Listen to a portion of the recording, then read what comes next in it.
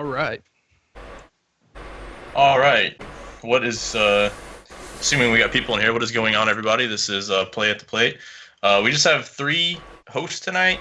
Like I said, guys, be flexible with us. Our idea to create the show was a lot of us are not on the same schedule, so, not all of us are going to be here at the same time. But that's quite all right. We got three of us, so we look forward to have a good show tonight. What's up, guys? It's Movie Gaming TV. Above me is USM Baseball, Beanie Antics. You can go with your own introduction. That might be better. Yeah. Yeah, it would probably be better if I introduced myself. Yeah. You're great, movie, but yeah. I'm Beanie Antics. A lot of you know me as USM Baseball. How's it going, guys? Ready to get the show on the road. Let's go. For sure. All right, I guess we'll go ahead and go to our topics. First topic, I want to bring up gameplay. And I guess the first question I'll ask you guys. Chat, you guys can feel free to answer, but we're going to try to answer your questions more towards the end. What do you guys think of the gameplay so far? Well, go ahead. Go ahead. You go. I'm a big fan of the gameplay so far. Like, I like a lot of the new pitcher animations. I like a lot of the swing animations. The game's been really hard to put down. Like, for the first week, like, it's just playing like nonstop, like getting like a small amount of sleep. It wasn't. It was tough to put the game down, but I really like the game. The online servers have been a little bit better for me recently. They're still definitely not perfect or anything, but I definitely feel like they've gotten better. So I'm enjoying the game. I just want the servers to be better. There's definitely some things that aren't perfect quite yet, but hopefully they can get them better in the future.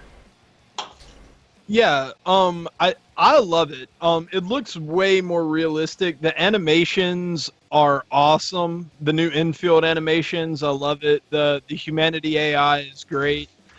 It has been a little hard to enjoy all the aspects of the gameplay just because the servers and a lot of freezes. It makes it really tough to enjoy. But the new ball physics, I will say that there are way too many home runs that are hit. It is, I don't know, the hit variance isn't exactly what I expected, but it does look a lot better. And it feels, early on, it felt kind of heavy to me. The PCI timing, it all just kind of felt heavy and maybe a little laggy. Right now, it feels good, though, and everything is starting to click. I'm starting to enjoy myself. Yeah, I mean, it's like the graphics and all the animations and all that's great. I'm kind of like 50-50 with it. I mean, I do like it. I just want to keep playing it and see what the gameplay's like and try to get better at it. But as far as like the hitting engine, I think it's really weird. I don't know if it's something to do with the ball physics, but I think we can pretty much accept the fact that there is way too many just late hits, and I've seen a lot of pulled off hits, and it's I don't know, it's kind of frustrating to see. Like, I can accept those hits every now and then, especially bloopers that fall, but dude, like I've seen a lot of opposite field home runs on pitches high and in where a guy is late, not even just late, just late. Like, I can't tolerate that for much longer. I don't know. Like, what do you guys think about that?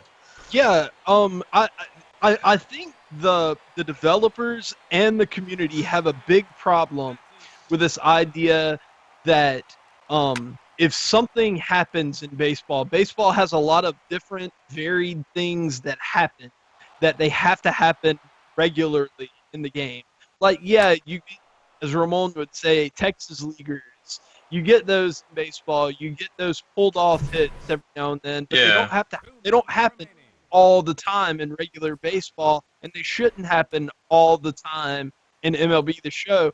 And that, last year they said that a lot with dropped balls in the outfield stuff. Say, well, that happens in baseball. Yeah, maybe like 4 or 5 times a year per team, but it shouldn't happen all the time. There shouldn't. I mean, you know. Yeah, I mean, I would rather see more Texas leaguers. Like, if you pull off a hit and you get a little bloop hit, righty to left field, or you get jammed and get, a little Derek Jeter jam shot for a hit, I can accept that. It's just like the opposite field home runs in general are just ridiculous. Like, I would just, putting an estimate out there, I would say probably like 75% of the home runs in the game seem to be opposite field.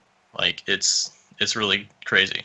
Definitely. Yeah, yeah, and it seems like a lot of those, like a lot of good timing, center greens right down the middle. A lot of those turn foul because that's of the true. new hit engine. There's a lot of tail on those balls. Go ahead, movie.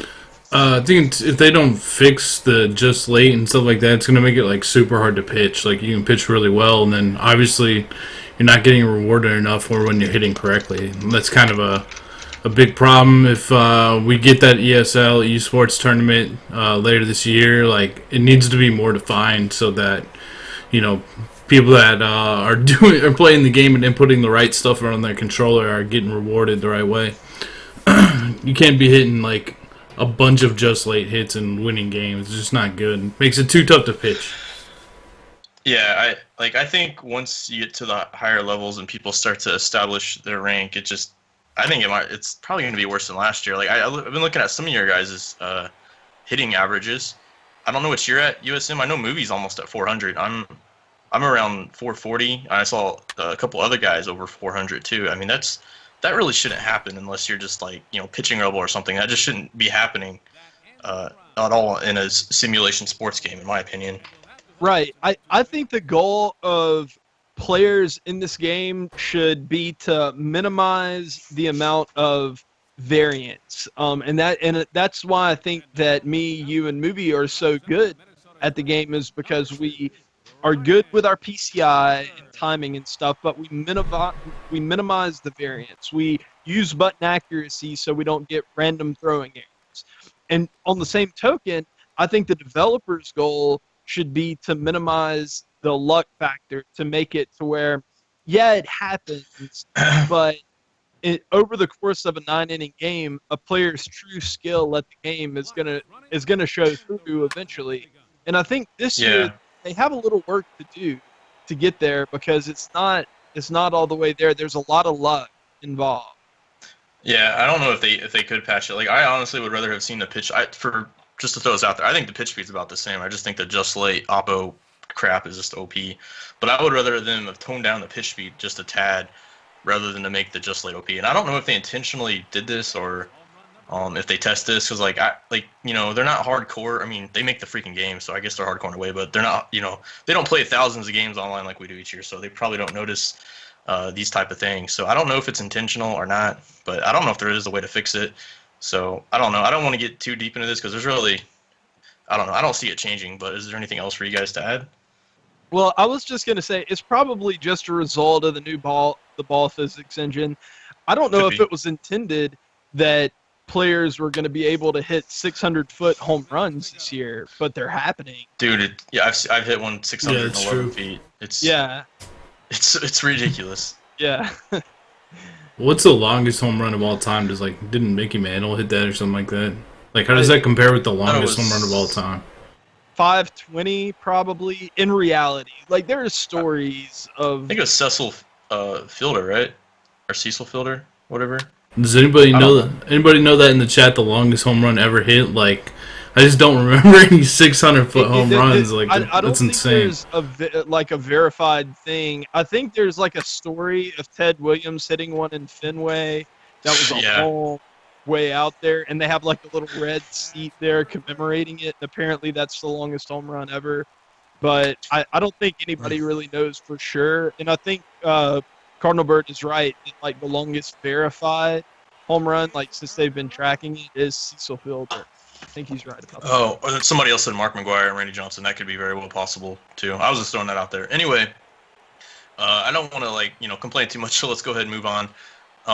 Bunting, what do you guys think? I think I have one sack bunt. I think I've tried to bunt like twice this whole game. I don't even really try to bunt with my pitchers. Did they tone it down too much? Was this the right way to go about bunting?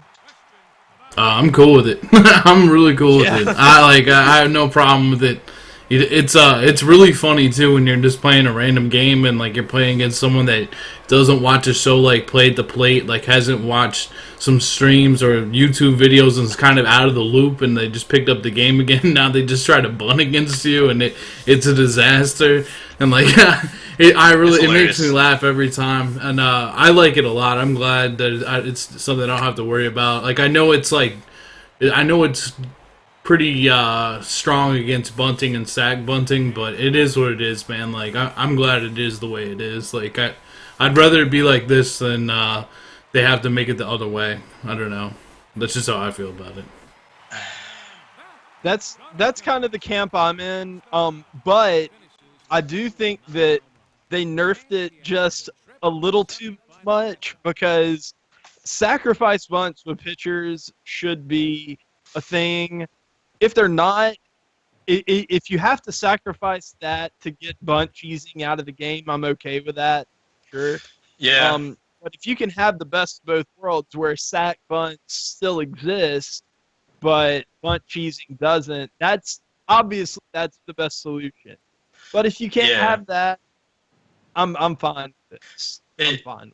I think it's hilarious, like what they did. I mean, I don't think anybody's against it really, except the people that relied strictly on bunting. I will, be devil's advocate here. I think it was, I don't necessarily want to call it a lazy way to fix this problem, but I don't think it was the right way to fix it. Like I think we talked about this a lot on, last year for 16. Like we wanted to see an interface, like a PCI for bunting, and I've always thought like your bunting attributes should dictate how big that PCI is and how easy it is to bunt. I don't know if we'll ever get that. I feel like it was just, this is an easy, quick fix for online, but I love it. I love it, but it seems like it'd be just as easy to just slap a PCI on it. Here we go. Yeah, I don't know. I mean, I would really like to see that, because if somebody bunts with somebody with like no bunting and the PCI is like, the size of pitcher when they're hitting, and they put down a bunt, I'm talking about like you have to get on top of it a little bit, or unless you're gonna pop it up. I would be fine with people bunting, like, all right, he bunted, that's a good bunt, like, but. I don't know. I do like what they did, but it also makes it takes the user input completely out of our hands as far as bunting. And believe it or not, bunting is a strategy, and I find it kind of ironic that they don't give us a DH, but then they take away bunting. So it's like, I don't know. I just think it's kind of funny. It's just, there are a lot of simulation-oriented people that wanted the bunt cheesing out of the game, but I guarantee you they're not happy with this, because they like the sacrifice bunting aspect, they like the strategic aspect of it, and I'm sure that they're not happy with this. But at the end of the day, bunt cheesing is out of the game. They fixed it. We can't complain too much. I mean, we've been asking for this for 3 years. Yeah, for the most part, I'm okay with this. I think it was a way to meet in the middle, and they don't have to, like, it's very relieving not have to worry about people bunting against a shift too. It's like, and that's another thing, you can actually utilize shifts a lot more, especially if you're playing somebody with even a late bat. You could put a shift on, and they can't bunt against it. It's like, I don't think anybody's really done that, but I mean, you could do a lot more of shifts this year because you can't bunt against it. So it's really cool. I like it. Yeah, definitely. All right. All right. So I guess we'll move on to quirks. I'll go ahead and ask you guys, and I'll answer this first, right after ask. Do you guys find the quirks to be impactful or not? And if you do find them to be impactful, do you think some of them are too OP? I'll just start off real quickly by answering. I do find them impactful. I think a lot of people aren't really paying attention to quirks, but there are some good players with some really good quirks. Like Rizzo, I know, like, if you're doing the events, Diaz, dude, he's crazy with the quirks. He has like 5 active quirks, and I think my favorite quirk so far is the 1 to 2 strikes. I forgot what it was called, but I do find them to be impactful. I don't think they're necessarily OP. I wish there were more specific quirks, like when you get up an account like 2-0 or 3-1, and I wish there was more for pitchers. There's not too many that are active for pitchers. So what do you guys think about quirks? Have you guys noticed them impacting the game or not? Have you even been paying attention to them? Or I think my favorite one is breaking ball quirk, because I think everyone hits fastballs pretty well. So breaking ball quirk on somebody like Rizzo I think is real good. I've also heard that the pressure cooker quirk when runners are on base is real good too. But I haven't been going through, like, when I play a game, I'm not checking like every person's perk, and I don't have them all memorized yet or anything like that. It hasn't gotten that far yet, but overall, I actually I like that they're in the game. It's pretty cool. Like we've talked about in the past, negative quirks would be cool and probably be good for the pitcher to get more quirks. I don't know how do you guys feel also. As I know you guys have already answered, or USM's about to answer too, but how do you guys feel about, like, some of the quirks that aren't dynamic? Like, do you wish that some of the ones that aren't dynamic were dynamic? What do you guys think in the chat too? Do you mean by dynamic? Do you mean by actual, like, they can be taken away or added on, or do you actually mean by having an effect in game? Like having an effect in game. I'll answer real quickly. I guess it's kind of a happy medium, but at the same time, it's confusing. Because I know a lot of people really have no idea how they work, and they don't really explain anywhere. And I looked in the strategy guide; I didn't see it anywhere. I think it can be kind of confusing, but at the same time, it's kind of good for casuals or newer players to get into the game that don't necessarily understand the attributes. Because you have to keep in mind, like, we understand them probably too much. Like, we're hardcore into the game, so we understand things like that. But newer players are going to be like, oh, he has good plate vision, or whatever it's called, 20/20 hitter. He puts the ball in play, or he's a power hitter, or something like that. I think it's good for newer players to understand that, but I think it's very confusing, like, personally, because we don't know exactly for sure which ones have an effect. I think you're exactly right. I think it's counterproductive to have the passive quirks that are just, like, indicative of the player's attributes. I know why they did it. They did it for the newer players, like you said, to kind of be introduced to the mechanics of the game and how it works in an easily digestible way. But I think it's been counterproductive because just your casual guys, not the newer guys, but the guys who play Diamond Dynasty casually or franchise casually, it's confusing as hell. Like, it really is. Like, some have an effect, some don't. Like, I don't know. It's just really, really confusing. But I love quirks. I was not a fan of the idea whenever I first heard about it, just because I thought it was too confusing. I didn't like the passive and active part of it, and I still don't. But the active quirks, I'm telling you, Derek, my favorite one is also the two-strike quirk. It's amazing. You can be so patient at the plate and just wait, because once you get two strikes, I mean, you're ready to go. Oh, yeah. And so, I love it, especially for myself. Like, I love it. It's good for patient hitters. Yeah, and I love it, and it has a enormous effect. It has a really, really big effect. The active quirks, like, I've seen my PCI almost, like, go up by 20 or 30% for every quirk. Like, it can get really, really big. If you have a night game quirk, a breaking ball quirk, and two-strike quirk, and somebody throws you a two-strike curveball at nighttime, your PCI is going to be enormous. Like, it's going to be, and I really like that. I think it's a good thing.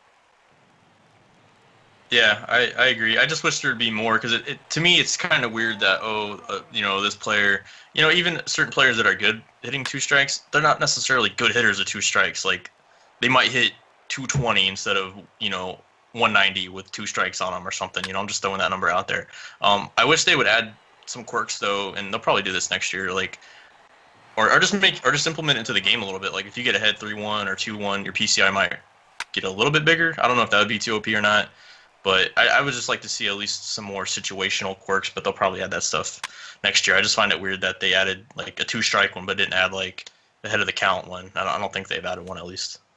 Yeah, that is kind of weird. It seems like they would go that direction before.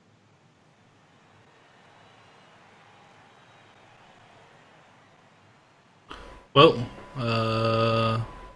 hoping everything's all right in the Skype call. Give it 1 second here. Hopefully it picks back up. Not sure exactly what happened, but now it's just me for a second. So hopefully everything will be okay. but we lost. We lost Cardinal and USM for a second there. You still there, Cardinal? Let's see if I can maybe like end the call and call them back. Sorry about that, guys.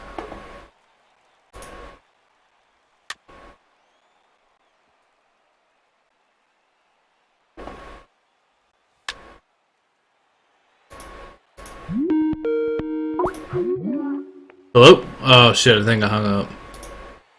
Sorry guys, I'm not very good with Skype. Call me back. 30 seconds left.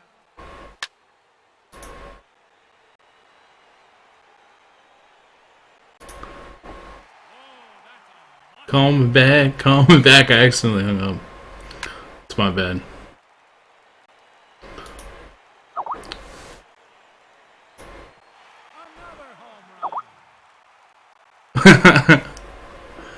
Yeah, well, maybe we should start using Discord in the future.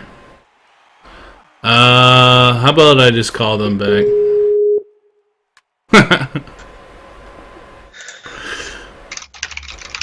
All right.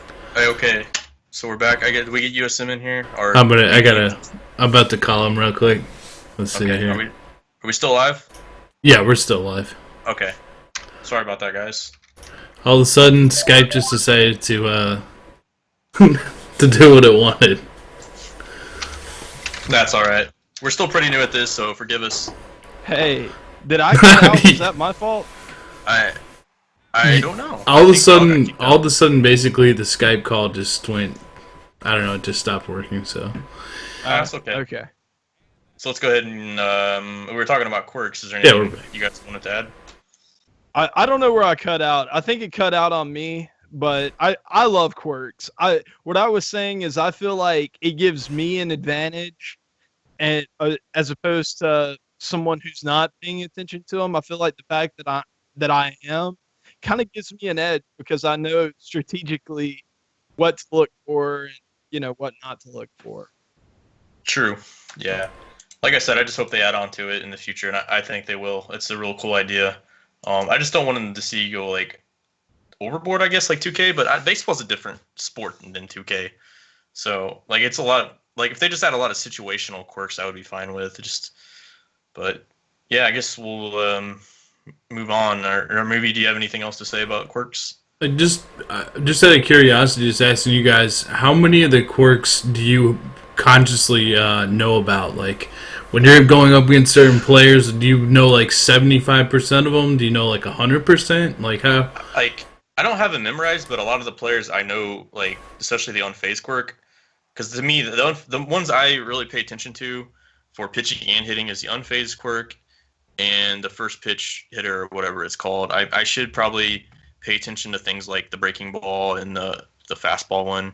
But the ones I don't pay attention to is like, Road Warrior, the Home Warrior, whatever the home one's called, and then Day and Night. I don't really pay attention to those because those just last a whole game anyway, so there's nothing I'm really going to change too much about that. But I don't like having memorized. I just got a few players that I know which have specific quirks or not.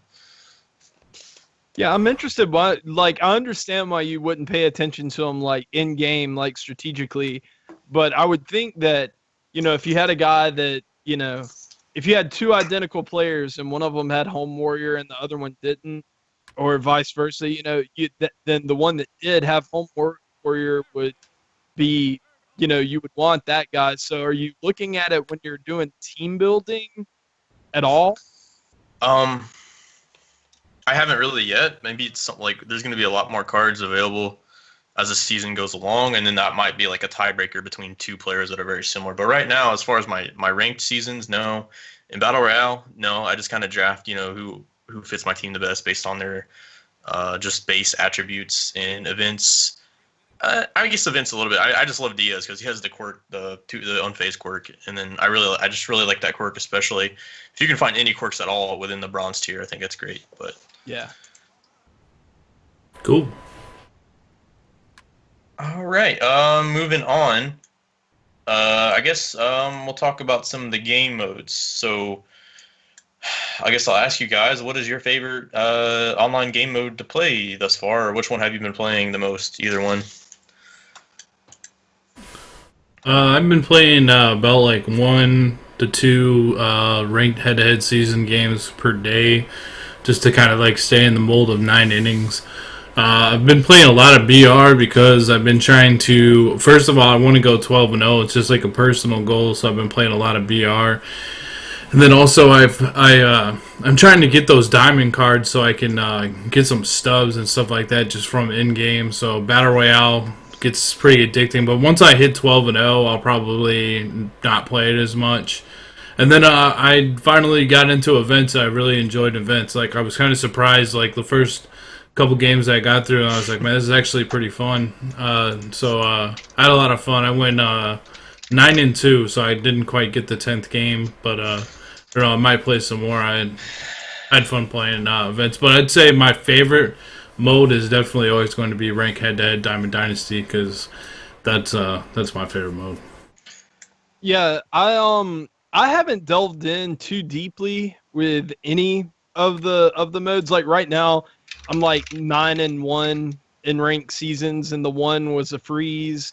Mostly because of the servers, because I've been afraid of freezes and stuff like that. But a lot of it has to do with the fact that I've just been grinding the market, grinding conquest, grinding the team epics, just to put my team together, and so I can be as competitive as possible whenever I do kind of delve hardcore into ranked seasons or whatever. And another thing is BR. I was hardcore BR for the first, like, I don't know, like 4 or 5 days. I played it all the time, but I couldn't get past 6 wins without a freeze. And Yeah. until I'm like 100% confident that I can get through it without a freeze, I'm not going to do it. But it kind of sucks because I want to film some Battle Royale, but I really haven't been able to. Not a lot anyway. Yeah. I guess I've been playing them all pretty evenly. Like head-to-head ranked seasons is always going to be my favorite. But like you, Sam, I've only played like 10 or 11 games, and some of them haven't even counted. But I think in the long run, I will like that. I do like how they add incentives to it. I play in a lot of events too. I would say events is right up there with head-to-head ranked. I mean, keep in mind we're going to get different events. Like the bronze event might not be your thing, but we're going to get different events. Like might be all AL West players or NL West players. Might be legends only, lefties only. I don't know, but keep in mind some of these could be 6 to 9 innings, and I think it'll be a lot of fun. And BR, I still like. I kind of like BR in a way, but it is so frustrating. Like I got to 10 wins, and then I lost a few games where, I just lost close games. And then the next time I was about to win my 12th game, and it blue screen. So stuff like that, I just find like to be unacceptable for a mode like Battle Royale, and just lose out on stuff like that. And I really just play Battle Royale just to get the rewards. I don't know. I get more stressed when I'm playing that than anything else. Like head-to-head ranked seasons and events, I just kind of do it for fun because, I mean, it's no big deal if you lose a game. You don't have to restart, a 12-game streak. So yeah, I guess to answer the question, I'm playing them all. Just head-to-head ranked is my favorite, followed by events.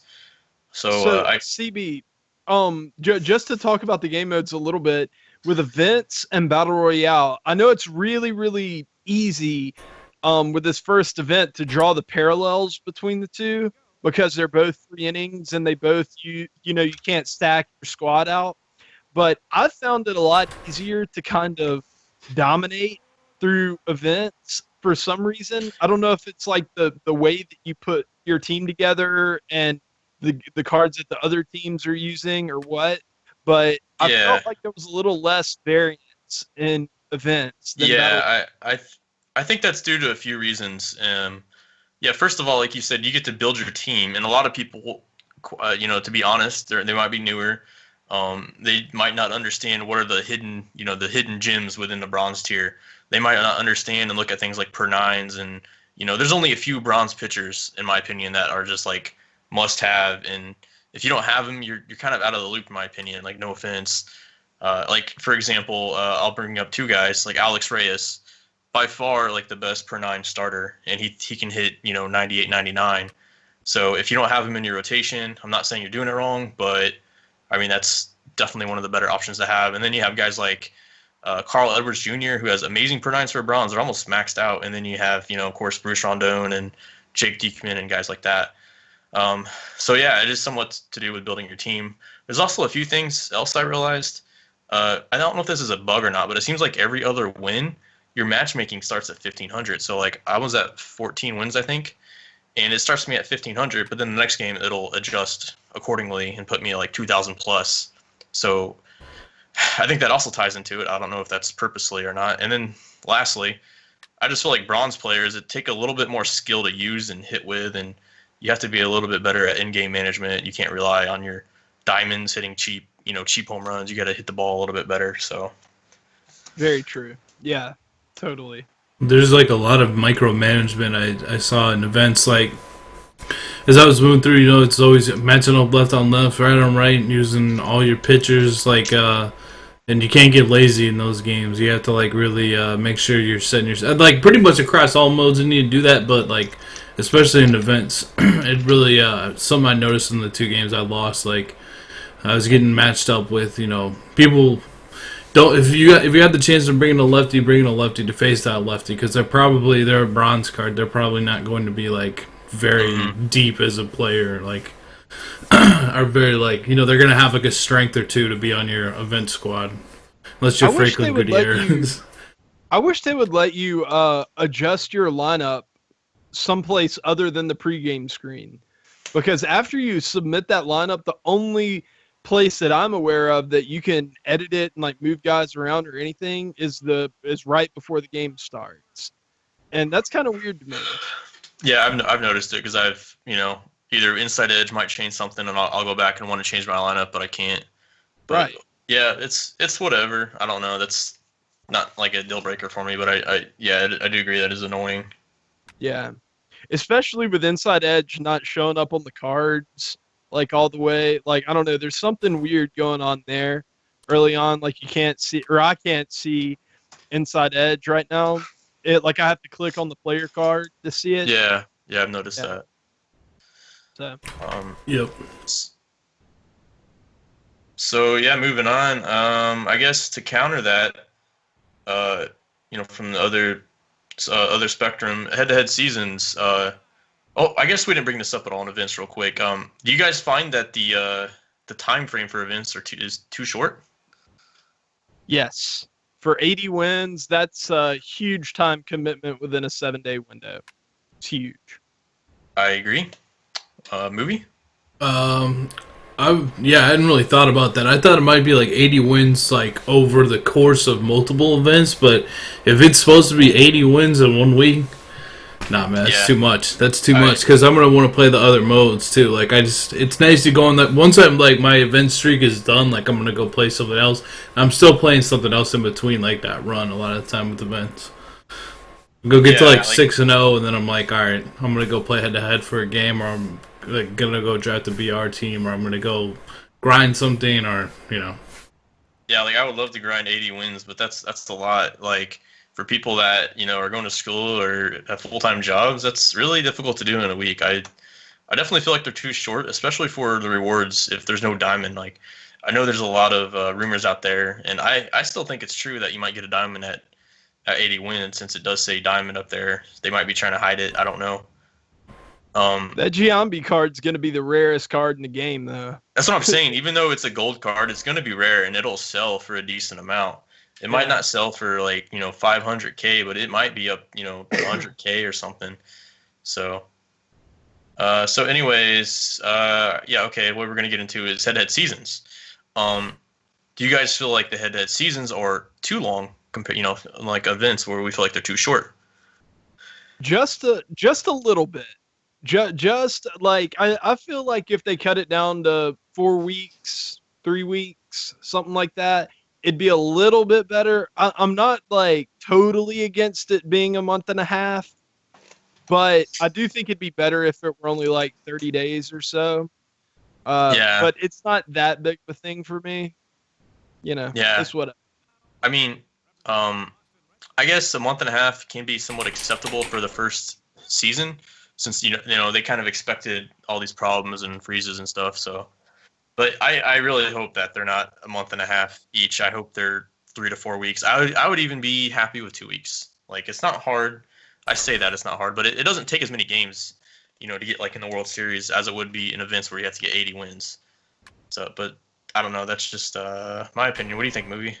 I'd like to see them like in a month. What are they, like 6 weeks right now? I think a month would be all right, especially because there are people already in the World Series, and I think what J-Rod's been up there. There's like I Adapted that's been up there. I think I saw him in there. I haven't even lost a game yet in ranked head-to-head seasons, so I feel like if I kept playing like a couple more games, I could probably get there in like a week. So yeah. At that point, once you get to the World Series, like you keep going for the lifetime leaderboards, but until maybe next month, I don't like how the lifetime leaderboards are set up. I can't see where anybody is. Like if I didn't know who the top players were, I'd have to like pretty much search for them, and maybe they'll reset something like that after the first season's over. But the way they're set up now is really bad. Like you can't even tell who's number one. It just like has a bunch of people in there, so it's like it's not they should structure it the same somehow as they do for the World Series rankings. But probably this first head-to-head season, I'm just going to get to the World Series and then I don't know, maybe play BR and try to get more cards or something like that. So we can make it shorter, like maybe a month, and then I don't know, then we could have multiple seasons, get multiple cards, have reason to play multiple times. I think actually the lifetime leaderboards for head-to-head, I think they might add those up after each season. I don't know if there's like a ongoing true ELO system, ranking system as there was in previous years. But I have a feeling they might add it up afterwards, and there might be some, I don't know if it'd be ELO or if they're just going to add up the ratings each time or not. But I don't know. I guess we'll have to see. I would be kind of disappointed if there's no, true ELO rating for lifetime leaderboards, but it's not a huge deal to me, really. The way I understood it in the stream was kind of like you said, they just added up. So like in the first season, if you get 1,000 rating, and in the second season you get a 900 rating, then you'll have a 1,900 rating after 2 seasons, and then the next season you get 800, you'd be at 27. That's kind of what I was thinking. Yeah, that'd be cool. So I guess moving on, do you guys have anything to talk about for head-to-head seasons or anything? Have you guys noticed the leaderboards? There's leaderboards for Battle Royale and events and versus the computer, which is hilarious, but I find that to be kind of cool that there's leaderboards for everything now, and they're all separated, and your stats are all separated. I think that's awesome. I love the fact that everything is separated. Golly, that was the biggest pet peeve of mine. It wasn't like a complaint, like it didn't hit the level of complaint, like to where I would go and, ask them to do something about it. But it was a big pet peeve of mine. The fact that record meant nothing last year. It meant nothing as far as like an indicator of your skill. And now it actually means something, and you can tell what people are good at, what people aren't good at. I think it's great. I love it. You can quit out of a grind game, and you don't have to worry about getting the loss. Like if you're trying to get doubles with a certain player, you can lead them off and then quit out. You don't have to worry about that record. And then I like it too because when I go in to play a game, it says I'm undefeated, and so I think it kind of adds a factor that I like. I don't know. And then if somebody else that I'm playing is undefeated, I know this is going to be a sweaty game. You know what I'm saying? This is going to be a real game.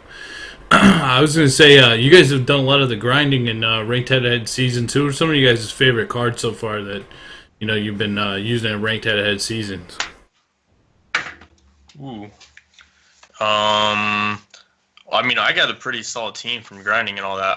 If I had to pick a few, it's gonna be tough. I feel like Reggie. What the heck? I can't think of his name right now. Reggie Jackson? Jackson, yeah, I almost said Stalker.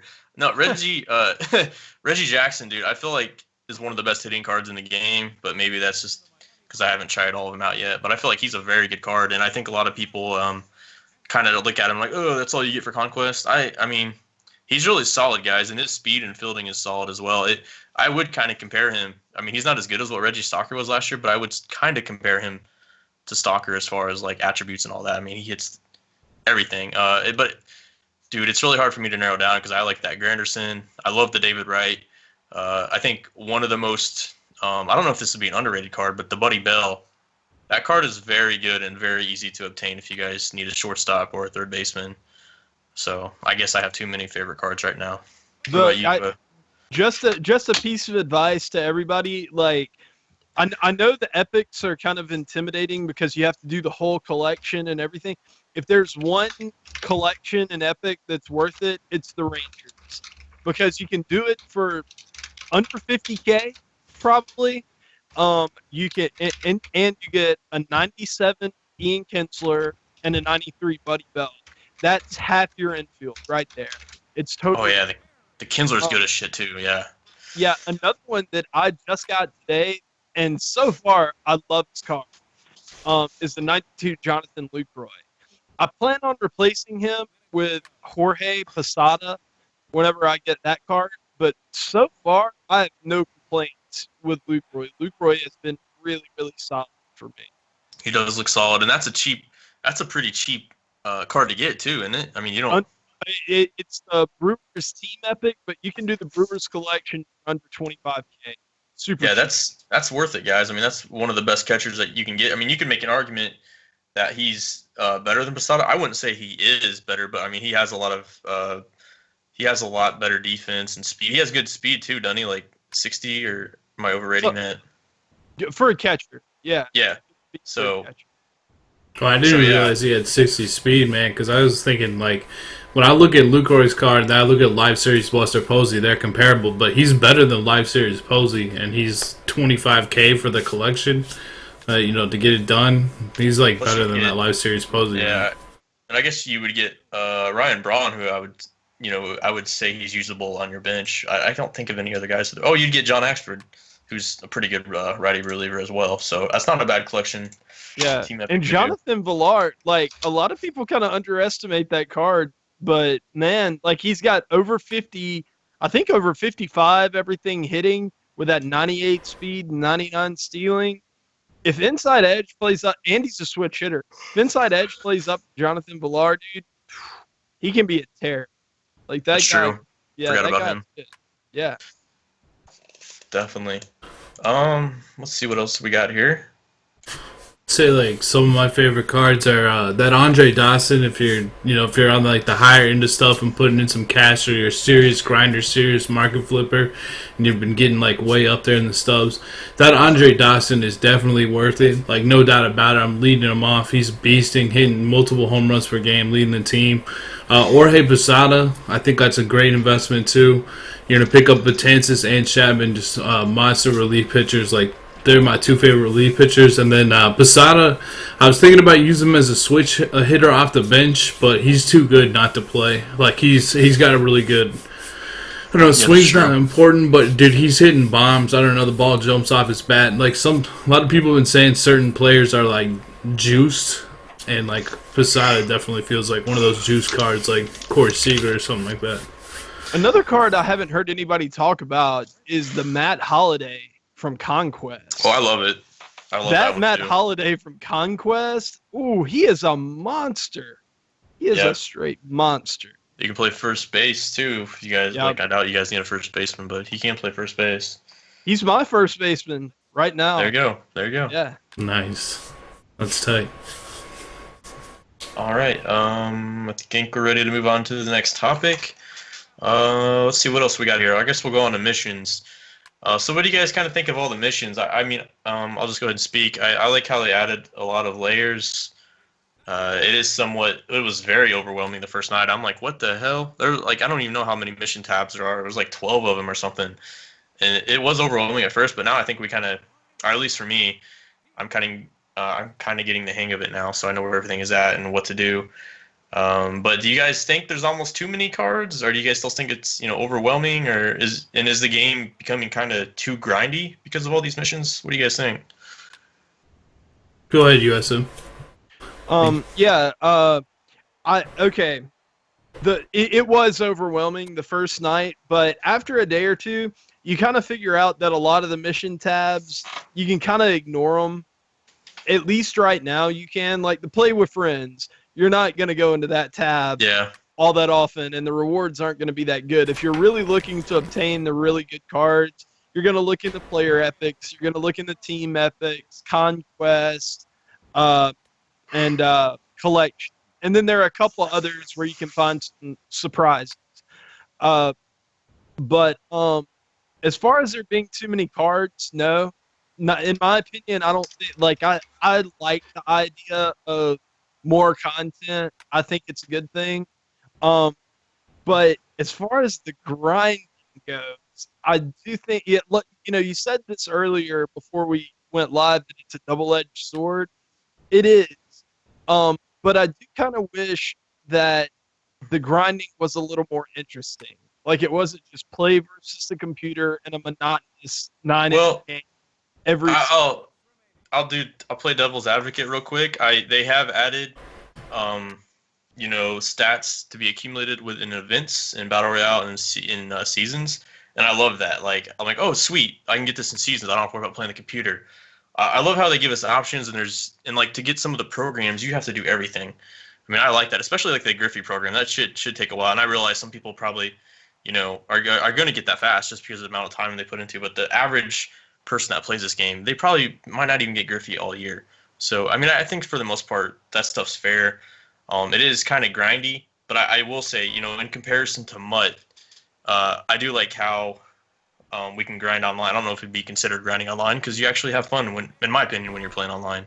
So, I don't know. I do like that aspect of it. It makes it feel less grindy to me. But I do agree those epics were really annoying when doing them. And it's probably just my feeling right now because I'm really diving into the epics pretty hardcore right now. And you do figure out ways to make it quicker, like you attack a bunch of different levels at once while you're doing, like, knocking out the games levels. So I do understand that, and it does make it feel, less grindy that they have it in ranked. Actually, I love it that it's in ranked seasons and Battle Royale and events. I love that you can accumulate stats through that. It actually gets you stuff. I think that's great. The play versus computer stuff, it's fine. I'm okay with it, but I do feel like they could make an effort in the future just to kind of break it up a little bit and, maybe have moments, like big moments that you have to do something. And if you do this something, you get something. I don't know. Just something to make it a little less monotonous, because playing versus the computer is fine, but it gets old quick. Yeah, for sure. Movie, what do you think? I pretty much thought, like, when I first got the game, it was a little overwhelming. I know, just to draw a comparison to, like, MUT, like, there's, like, so much stuff you have to do to, like, get the master step that it's just, like, if you're not totally into the game, you're never going to get there.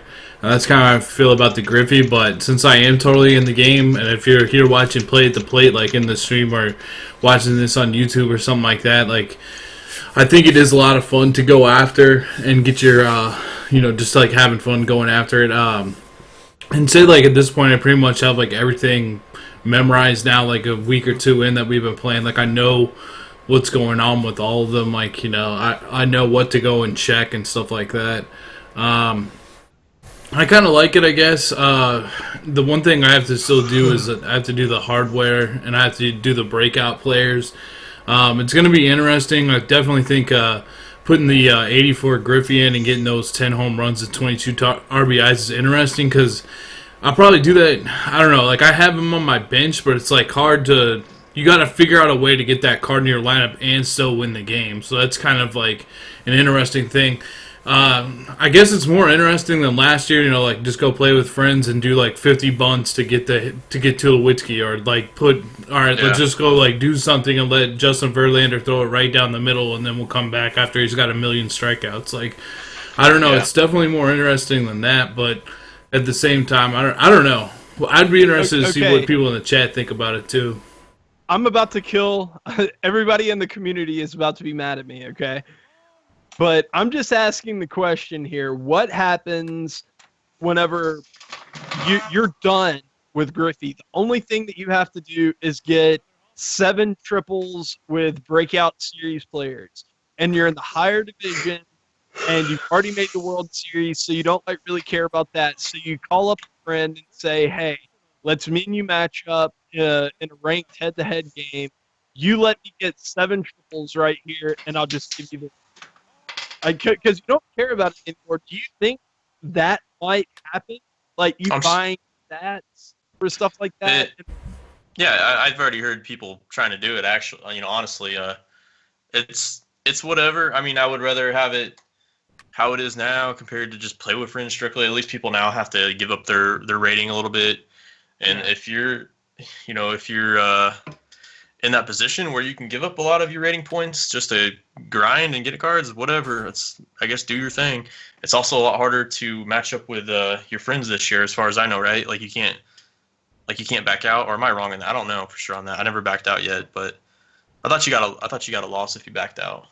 Yeah, No, you don't. I tested it. I didn't get a loss. Yeah. Well, so I mean, no matter what you do, people are going to try to find loopholes and get the best cards, as easily as possible. But I think they've added a lot of layers that it's going to be very difficult to do that this year. And that being said, there's probably going to be people that are going to find a way to exploit it. But whatever. I mean, I like it, so I'm not going to complain too much.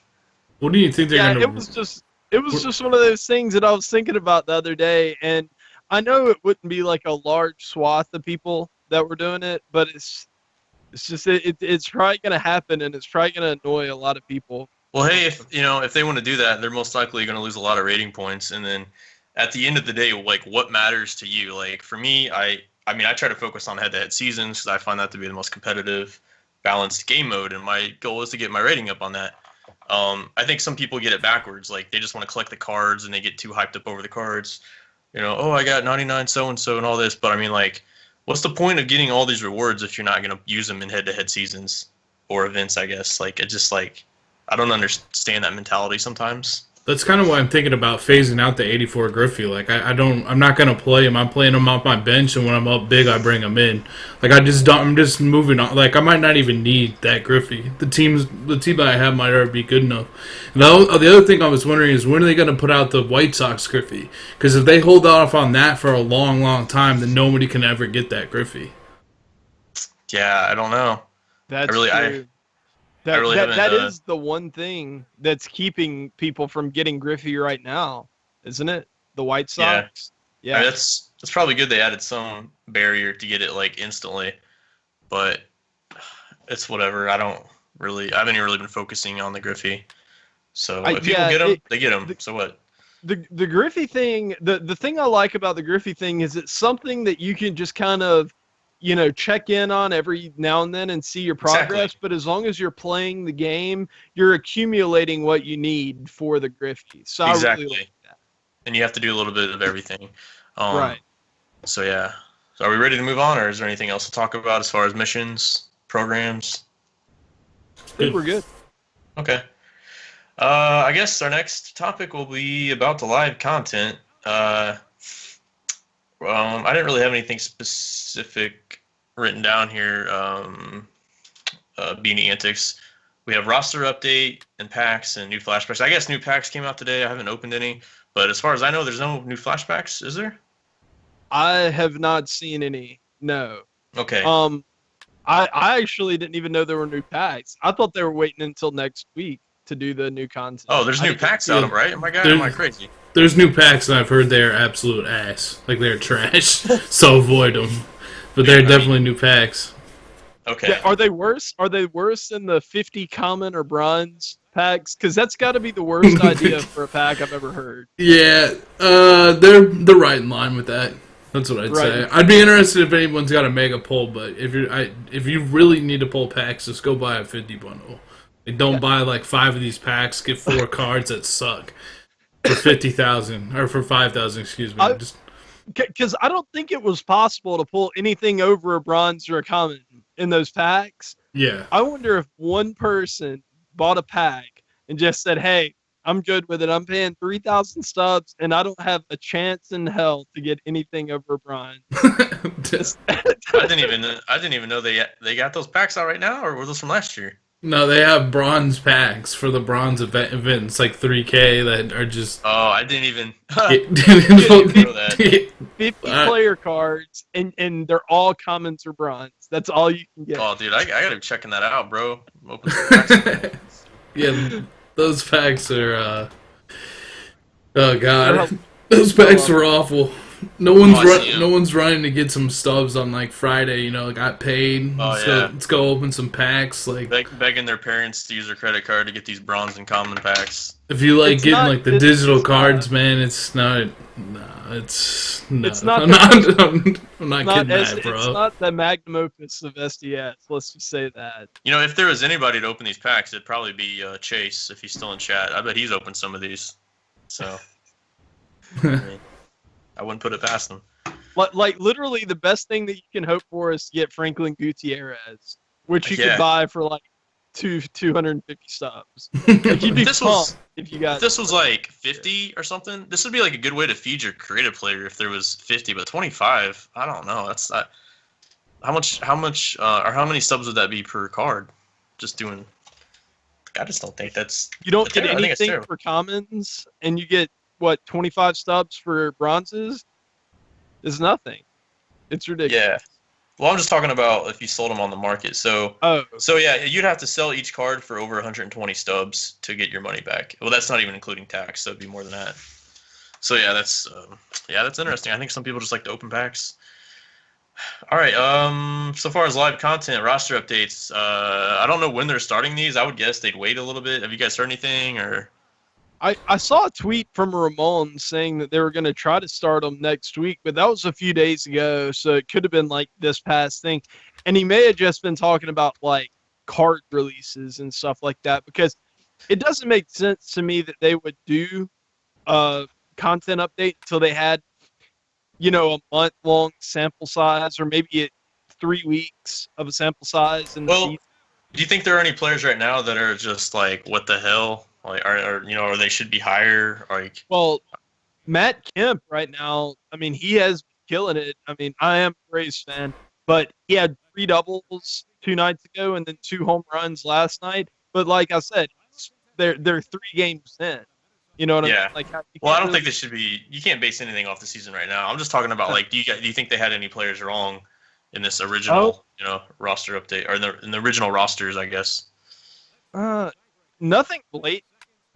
Maybe some of the individual attributes, like with Franklin Gutierrez. Yeah, I was about to say him. Yeah. Matt Harvey. Yeah, Matt Harvey's kind of weird. He's been injured. But, yeah, I don't know. I don't like you guys. I don't know. I haven't really done any research as far as who's going to go up or down. I guess we're going to have to probably wait a little bit, honestly, to really do that analysis. Yeah. But is there any guys you foresee possibly going up, or any investment? Like any rookies you see might have a good year, not necessarily based off their opening week, but a guy. I think I talked about this guy last week, but Nick Castellanos, man, he just looks so good to me. He just looks like he's gonna be in that league with the top third baseman in the league. The Machados and everything. He just hadn't put it together yet, but I still believe in Nick. I really do. I'm not even a Tigers fan, but I really like Castellanos. And he's like one of those budget beasts in the game, too. Yeah. He's always one of those guys that's kind of under the radar. I never really saw him play much. I guess there's a few from the Cardinals. I guess I'll be a homer here. I really think Segrist, like Kevin Segrist, I know he was kind of hurt a few years ago, but other than that, he's been a really good reliever, and I was just really surprised. Like, I don't know if he's ever been a silver in the game. Maybe he has, but I feel like his per nines and his stuff could be a little bit better in the game. And Diaz I think he'll eventually become silver as long as he just continues to keep hitting like he did last year. Grichuk too. Grichuk has always seemed to me to be one of those guys that could be like maybe like an AJ Pollock with a little less speed, something like that. His swing, I'm not comparing him to Mike Trout at all, but his swing is pretty similar to Trout, and I think he was drafted just ahead of Mike Trout. Yeah, he was. He'll never be that good, obviously, and he's got a lot of potential. So yeah, he could possibly be a silver if he turned it around. But I don't know. I'm not complaining too much, and I don't want to get too crazy here on predictions. Is there anything you got, movie? Royals or players you know? The series I really focused on, obviously, was the Royals versus the Twins. Guys of note from that was definitely Mike Moustakas. I think is worth investing in. I can see him being a gold. I'd also say Miguel Sano looked good too, hitting the ball off the wall, maybe finally putting it together. So somebody to think about as well. Especially if he ever got any vision, I mean, probably go up. And I got to add one more. I'm sorry, I forgot to mention Carlos Martinez. I think he will be a gold by the end of the season, but maybe I'm just. He plays like it anyway. I love. He kind of does. It's just his per-9s are like really bad in the game, but he was fantastic opening night versus the Cubs. I think he struck out Chris Bryant like 3 times or something. Yeah. You guys can talk a little bit more than us Braves fans, but hey, Bartolo Colon, 6 innings pitched, like 7 Ks, only 1 run given up. He was money. That's pretty. Yeah, that's pretty good. He's a bronze, right? Yeah. Okay. Diamond in my heart, though. All right. I think it's time to move. Oh, Sam Dyson, the comment. Yeah, I saw that meltdown the other day. So I guess it's time to move on to. I guess we just have the FAQ left, unless there's anything else to talk about. So you guys have any questions for us in chat? Like I said earlier, I'm kind of reading them as we go, but I really haven't been answering. If you guys have any questions or comments, feel free to go ahead. Is there anything else you guys want to talk about as far like your channels, like USM? Do you have something going on for like a giveaway or like a? Yes. I'm giving away an autographed Eric Hosmer jersey that I won in Challenge of the Week last year. I'm giving it away at 1,000 subscribers. I'm still a good bit away from there. But all you have to do to enter it is subscribe to my channel and then follow me on Twitter at USMBaseball1. And anytime I put out a video, retweet it, and you're entered in for the jersey. And if you get in right now, by the time I hit 1,000 subscribers, you can have a lot of entries and a really good chance to win it. And right now, I'm almost at 200 subscribers, and I'm going to announce it right here. I'm dropping news at 200. I'm at 198. 2 more subscribers. Clothes are coming off. So if you want to see me, no, I'm kidding. Guys, go sub to him, man. Search Beanie Antics on YouTube. Yeah. Follow him at USM Baseball 1. Go find him, man. He's gonna like great content. It's gonna really help you guys out. The first question I see here is from Arrow Chum Lee. Biggest gameplay problem this year. What do you guys think? I'm gonna go back to the just lates. I think they need tuning. I would either say the lates / just lates or the home runs in general, like the power in general. I personally find that just to be kind of a big deal right now. Outside of the freezing, I'm with Cardinal Bird. Just the timing window, it's just, I don't know. It's not as good as it was last year. I'll just say that. But the thing that's frustrated me the most is just the servers, and that's really not gameplay related. Yeah. You know, it's just frustrating. I got a couple from YouTube here. Will you organize a tournament again? From Richard Wright. Anybody have a tournament on the horizons? I know Daniel's putting on one. If you guys want to check me out on Twitter, he's putting on one for a $50 PSN. Yeah, I saw that one. I retweeted that one out. If you guys want to go check it out, I would like to get into some. It just I'm not completely sure. I mean, the one I did last year was a lot of fun, so I would definitely like to get some more going. So I've been thinking about organizing one. But if I did, it wouldn't be until at least late May, June, not anytime soon. No, I did mine around Memorial Day last year, and I think it was really good timing. Like it was like everybody had a 3-day weekend, and we were able to get a lot of games in. It was a lot of fun. So yeah, and plus everything was stabilized by then. Yeah, it was a blast. July 4th, I think, would probably be another good one too, like around that time. Yep, definitely. All right, this is kind of a deeper question from Derek Adkins. Pros and cons of the various hitting and pitching types. hitting and pitching types? Yeah. Does he mean like interfaces? Yeah, I think so. Pros and cons of various hitting and pitching types. I'd say go ahead. Hitting types. Hitting types, like the pros is just like use zone. Zone has all the pros. Anything else has too much randomness to be super effective and super competitive online. Pitching wise, analog is definitely the most accurate. Like you have the most control over, but it can be a little harder to use, like the slide step, stuff like that. And for stuff like Pulse is really good for that.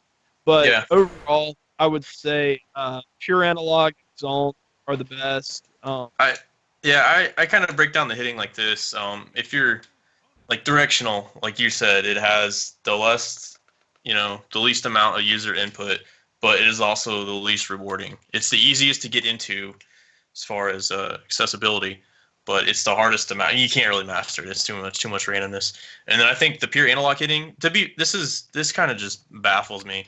Pure analog hitting is like completely dead, and it used to be so popular, and it just died. Like 1 year they took off the stride, and now the stride I don't think really even does anything. Like if you had a good stride, it used to give you a PCI boost. Now it doesn't do anything. But I've always kind of considered pure analog hitting to be in the middle between zone and directional. Like you have user input as far as what side of the plate and where you want to swing, pull or push, but you can't really control, and I don't even know if this is a word, but like the verticality of your PCI with analog, you can't really control that. So, and then zone, you have, it's difficult to use, but it's the most rewarding. So, and for pitching, yeah, you got it right. Like classic, least amount of user input, but it's easiest to get into, so it's least rewarding. Pulse, I do agree with you. Like I used to love using Pulse when it first came out, mainly because you're able to hold runners, and now you can slide step, and you don't even have to worry about it because you execute your interface, of course, before they actually pitch it. And then meter and analog, I would say are the most. I would say meter might be the most difficult to use, but it can be really random too. But if you're like really new to pure analog pitching, it can be pretty difficult to get into as well. But if you give it practice, it's not really that bad. With pitching, like to be, quote unquote top player or whatever, I think that zone hitting is 1,000% necessary. Like you have to do it. You have to bite the bullet, get used to it. With pitching, I think using pure analog is benefit, and if you can get good at it, it helps you. But you can become a really good player at this game using meter or pulse or whatever. Like it's not as necessary as zone. Yeah, it's true. And I don't think people realize you can use classic pitching online. I don't think anybody uses that. It'd be hilarious. This would be hilarious to see somebody make a series on YouTube, like Road to the World Series, by only using classic pitching or directional hitting or something. That would be hilarious. No. Zone hitting with analog input with stride. So you're trying to make it hard as possible. I think that'd be easier. I think that'd be easier to do than the freaking classic pitching directional hitting, though. See if we can. Oh, real quick, Deluxe asked about Challenge of the Week. I play Challenge of the Week. I try to do it once a week. I don't know if you guys do. I want to touch base on this real quick. I'm not a fan of the new scoring system. The first week, dude, it took me I was watching the Final Four, and it took me the whole duration of the North Carolina game to finish one session in Challenge of the Week. I finished sixth. And it was dude, it's ridiculous. It takes so much longer. And this last week wasn't as bad because it was righty on righty, so it was a little bit more difficult.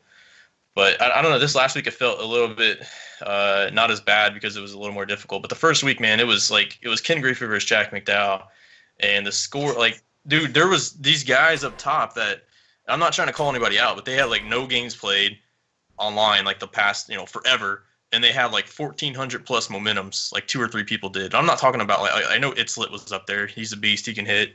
Deluxe was up there. I'm just what the hell? I've never seen anybody get a 1,400 plus momentum. But yeah, it was. So I don't know to answer it. I'm not a huge fan of it, but it just seems like it takes longer. I don't know. Have you played it at all? Movie or USM? I played one round. And I was totally confused by the scoring system. I thought that I was going to be number one because I had like Oh. 200,000 points and like a Me too. 130 multiplier. I was like, oh my god, I'm gonna win the grid bat. I was waiting for it to add up. I'm like, yeah, because I had one of my best momentums. I had a 500 plus momentum, and I'm like, oh shit. I wonder if this adds up at the end. It never did, and I think I finished 6th or 7th. And I was like, what the? And I was just like, how do those people get 1,400 plus momentum? That's insane. So I guess if you guys don't know what we're talking about, I'll explain it a little bit. Like your active score, it doesn't reset each time. It's always being added up. So you always see your live score, the top right. Your when you get a strike within an out, your momentum doesn't reset either. That keeps going, but every out it resets. I think that's pretty much it. It's a lot harder to get a higher score, but then it's also harder for everyone else, I guess. Except the first week, that was just crazy. Yeah. I played it one time. I actually played it today because I warmed up before I played. And that's why I don't know. I like warming up in different, going into practice mode. But I like using Challenge of the Week to warm up and just take some batting practice. Yeah, I can hear you. Oh shit. Derek, can you not hear us? Okay, yeah. Sorry, it froze there for a second. Oh, it's all good. Yeah, I played it for the first time today. And I liked it. But I didn't like the scoring system, but I do like it as a way to warm up. That's what I should say. True. You guys have any thoughts on daily missions from K-Spots20? I've had the same daily missions for 4 days. They have not changed. I know you can re-roll them, but I guess I don't really understand. Like, do they keep adding up, or do you get a new daily mission? I don't really understand them, to be honest. I guess I should probably look into that more. Because I know a lot of people got the Warren Span or whatever. I got the Warren Spawn. He's awesome. I love it. Yeah. Nice, man. Oh, so you got that. So yeah. I haven't got anything good. I got one of the relievers from the Red Sox, and I haven't even messed with completing it. So just basically you can re-roll one per day, and then if you don't like the mission that you got, you can re-roll them, and then it'll give you a new one. But you can only do that with the one mission per day, I believe. So they don't update automatically? I don't know. They mine- might do that too. They might do that thinking too. there a might- glitch. I'm thinking there might be a max of 3, and then after 24 hours you can re-roll them. But I'm just guessing. I don't know. That would actually make sense, because I've been sitting here waiting for the sons of bitches to change, and they never do. I didn't know what was going on. You gotta, Roll. You can You gotta re-roll. manually go in, Kobe, and you hit X on them, and you can re-roll them every 24 hours. Let's see. Is there any other questions? I got another one for you guys. How do you guys feel about the people who have a budget squad and can't afford to buy stubs for packs and players? I personally feel they need to get the work on better players easier in that way. From Kobe Cole 24. I don't buy packs. Don't buy packs at all. But go and work the market. And if you want a good video on how to work the market, I'm sure Cardinal Bird has one. I put up one a couple weeks ago, just kind of showing what I do to make stubs on the market.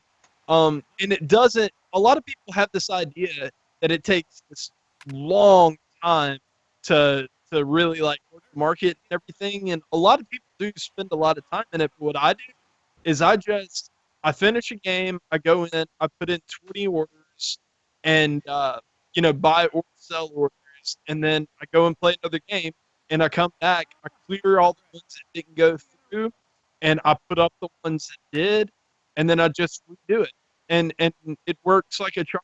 I make probably 50,000 stubs a day if I'm not really focusing on it, and 120 if I am.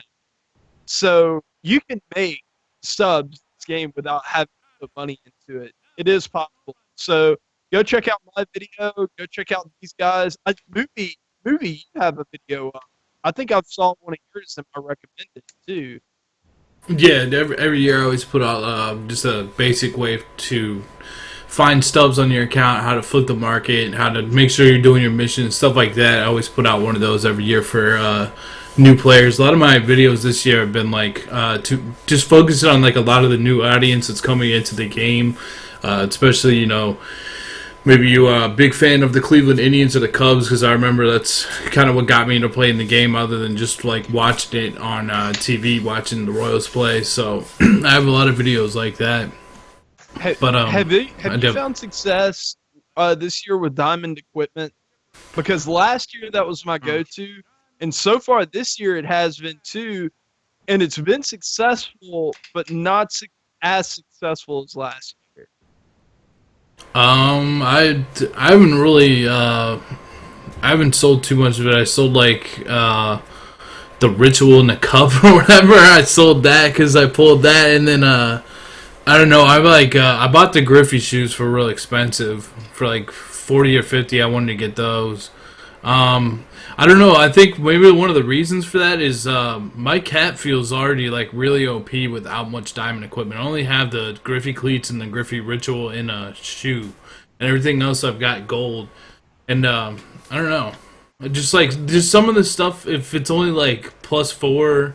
Actually, I think I have the diamond shin guard that I pulled too, but it just feels like he's like, since you can feed him so much faster this year, it's like, I don't know if it's as necessary. I don't know. It is. Maybe that has something to do with it. Suspiciously, we didn't talk about this before, but it is suspiciously fast to grow your creative player. Like, I was shocked at how fast I got my guy up. I think one of the things is because now that you exchange for like team epics instead of feeding for innings and stuff like that, I think that when they had the feeding for innings, they had like a little bit of a cap so you couldn't boost your creative player really quickly. I think that might have something to do with it. I don't know. That's just my harebrained theory type of thing. Like, but maybe that's why it's going faster. What is USM's YouTube channel? Beanie Antics. 2 words. Beanie, like what I'm wearing on my head, and then Antics, Antics. Go check it out. It's a huge channel. I'm basically famous. 198 subscribers. Go be my 200. I'll send you my nudes. I'm kidding. I'm not gonna send you nudes. All right. How do you guys feel about wrapping it up? Do you want to wrap it up? I don't know if I have too many more questions. Yeah, I'm starting to like get, like, internet's starting to slow down or something, but yeah, I think I'm ready to. Can you guys hear me? Yeah, we can hear you. Yeah, you're good. Okay. Yeah, I think I'm ready to, unless we got any more questions out there. I'm good. We'll answer one more question. The next question that pops up, if it's a respectable question, and then we'll call it good for Play at the Plate episode 2. Can you guys explain what rating mod does? That's the one I see. Yeah. I can kind of explain it. It's like however good your team is, it's going to add that to your matchmaking. So you're going to start off higher in the matchmaking bar. Now, if you have a lower rating mod, you're going to start lower and more than likely, or have a higher chance anyways, to play somebody not quite as high, or maybe their skill level's not as high. So it's your skill level plus your team. That's what rating mod is. Now, I don't know if it works like this, but in like online, just regular online ranked head-to-head, the rating mod actually affects how many points you lose. So if you play like with a really good team and really good pitcher, it adds a lot to your rating mod, and you put more points. I guess you want to put more points in the pile, and so if you lose, you'll lose more. And it might be if you win, you might not win as many. But does anybody else know anything else about that? Because that's how I interpreted it. Yeah, no, I think you're right. I think you explained it pretty well. I didn't know that about how it affects the points you gain and the points you lose. I'm not exactly sure. That's how it works for online head-to-head. But I don't know if it's like that for DD. Yeah. But that's like another thing that you guys were talking about. Like, if you don't have a stacked team, this rating mod's kind of been implemented to help you guys out a little bit. If you don't have a stacked team, you're either going to play somebody with more, equal skill, or maybe a team around what you guys have. So. Yeah, and before we go, I do kind of want to say to the guy that asked that question, it may have sounded like I tried to dance around it, because he more asked about how do you build the team without the stubs. He didn't really ask on how to make the stubs. And what I would say, dude, is it's not hard. Just really pay attention to inside edge, pay attention to the quirks, and you can get a player that's worth 200 stubs that plays like a diamond. Like, it's not. Definitely. All right, guys, we're gonna let USM Baseball and Cardinal Bird 5 get back to business. I appreciate you guys rolling through the stream. This is episode 2 of the Play at the Plate. If you guys have any ideas for show topics throughout the week, let us know at our Twitter handles. I'll let these guys go ahead and sign off and give out any information they'd like to before we stop streaming, and then I'll close it out or something like that. All right. USM Baseball 1 at Twitter, Beanie Antics on YouTube, and USM Baseball 1 on Twitch. I haven't streamed in a while, but I plan on doing it in the future. I think that'd be a good idea to do. And of course, I'm Cardinal Bird 5. Twitch is Cardinal Bird 5. Twitter's Cardinal Bird 5. YouTube's Cardinal Bird 5. I like to stream and upload videos sometimes, so make sure to follow me if I ever do. That's it, guys. All right, guys, it's been Movie with Movie Gaming TV. Follow at Movie Gaming TV, Twitch Movie Gaming TV, YouTube. Just search Movie Gaming TV. I'm sure you'll find me. If you're already here, we really appreciate it. If you're new, we really appreciate it. Thanks for tuning in today, guys. It's been episode 2 of Play at the Plate, and I hope you guys have a great day. Thanks for rolling through, everybody. Peace. See ya.